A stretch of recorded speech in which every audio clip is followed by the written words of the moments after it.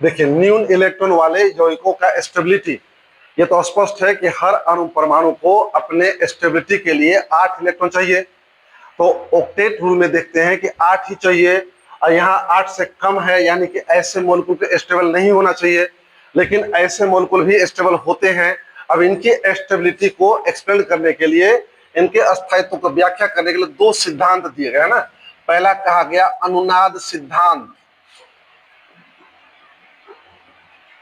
इसको कहते हैं हम लोग रेजोनेंस थ्योरी। और दूसरा कहा गया द्वि आणविक रूप, माने डाइमेरिक फॉर्म। ये दो सिद्धांत दिए गए जिसके आधार पर बताया गया कि ऐसे मॉलिक्यूल भी स्टेबल हो सकते हैं, होते हैं। अब देखिए पहले सिद्धांत के अनुसार बताया गया कि ऐसे मॉलिक्यूल 8 से कम इलेक्ट्रॉन होने के बावजूद स्टेबल होते हैं, क्योंकि इनमें अनुनादिक रचना व्यक्त करने की क्षमता होती है। ये अनुनादिक रचना के कारण स्टेबल होते हैं। जैसे हम ऐसे दिखाएं, Al इधर 3 बॉन्ड है Cl के साथ, और हर Cl के पास एक एक पेयर इलेक्ट्रॉन एक सरप्लस होता है। टोटल हर Cl के पास 3 लोन पेयर बचे हुए हैं। तो कोई एक इलेक्ट्रॉन इसको पेयर में डाल देगा तो इसका ऑक्टेट कंप्लीट हो गया। फिर स्टेबल होगा नहीं तो अब अगले फेज में ये इलेक्ट्रॉन यदि ले लेगा अपना तो दूसरा सपोर्ट कर देगा, ऐसे हो जाएंगे।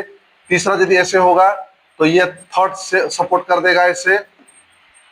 इस तरह से प्रोसेस कंटिन्यू चलते रहेंगे, और इस तरह से इसको हम लोग बोलते हैं अनुनादिक रचना। अब आप काउंट करेंगे अल्युमिनियम का 2 4 6 8 2 4 6 8 2 4 6 8, यानी कि अल्युमिनियम का ऑक्टेट कंप्लीट है। इसी को हम लोग कहते हैं अनुनादिक रचना।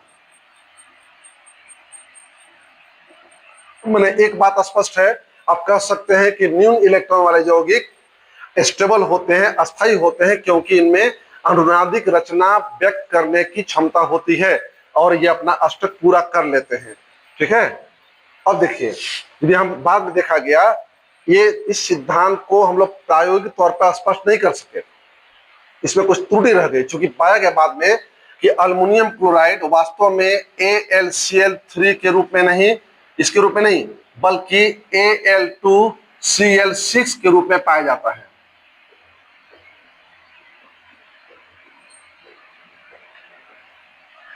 एक ये चीज देखा गया कि अनुनादिक रचना ठीक है, स्टेबल को हम लोग एक्सप्लेन कर लिए, लेकिन ये अल्युमिनियम क्लोराइड वास्तव में AlCl3 के रूप में नहीं बल्कि Al2Cl6 के रूप में पाया जाता है। इससे इस सिद्धांत की प्राथमिकता या इसकी वरीयता को मान्यता नहीं दी गई, माना गया कैसा होता है। दूसरा सिद्धांत दिया गया द्वि आणविक रूप, इसको सर्वमान्य, ये सिद्धांत अब तक सर्वमान्य है, सभी लोग मानते हैं। इसके अनुसार बताया गया कि ऐसे अणु अष्टक की प्राप्ति के लिए एक साथ दो अणु म्यूचुअल कोऑर्डिनेट बॉन्ड द्वारा, माने परस्पर एक दूसरे के बीच कोऑर्डिनेट बंद बना करके अष्टक पूर्ण करते हैं और स्टेबल हो जाते हैं। जैसे इसको दिखाना प्रयास करने वाला, देखिए AlCl3, यहाँ दूसरा AlCl3 यहाँ। अब देखिए इस मॉलिक्यूल का Cl इसको कोऑर्डिनेट करेगा और इसका कोऑर्डिनेट ये करेगा, और इस तरह से पाए जाएंगे इसमें हमको Al2Cl6 ग्रुप में। अब दोनों Al का जोड़िए 2 4 6 और यहाँ मिल गया 8, इसका जोड़िए 2 4 6 यहाँ मिल गया 8। इसको एक्सपेरिमेंटली प्रूफ माना गया कि हाँ ऐसा सही होता है। अब एक सवाल आता है कि why AlCl3 exist in dimeric form, मतलब अल्युमिनियम क्लोराइड द्वि आणविक रूप में क्यों पाया जाता है। इसका जवाब केवल यही होगा, अपने अष्टक की प्राप्ति के लिए। जब दोनों AlCl3 मॉलिक्यूल आपस में म्यूचुअल कोऑर्डिनेट बॉन्ड बना लेते हैं तो दोनों का अष्टक पूरा हो जाता है और दोनों स्टेबल हो जाते हैं। अर्थात न्यून इलेक्ट्रॉन वाले यौगिकों के स्टेबिलिटी के लिए दो सिद्धांत दिए गए, एक था अनुनादिक सिद्धांत और दूसरा द्वि आणविक रूप सिद्धांत। इस सिद्धांत को वरीयता दी जाती है, इसको माना जाता है सर्वमान्य सिद्धांत है।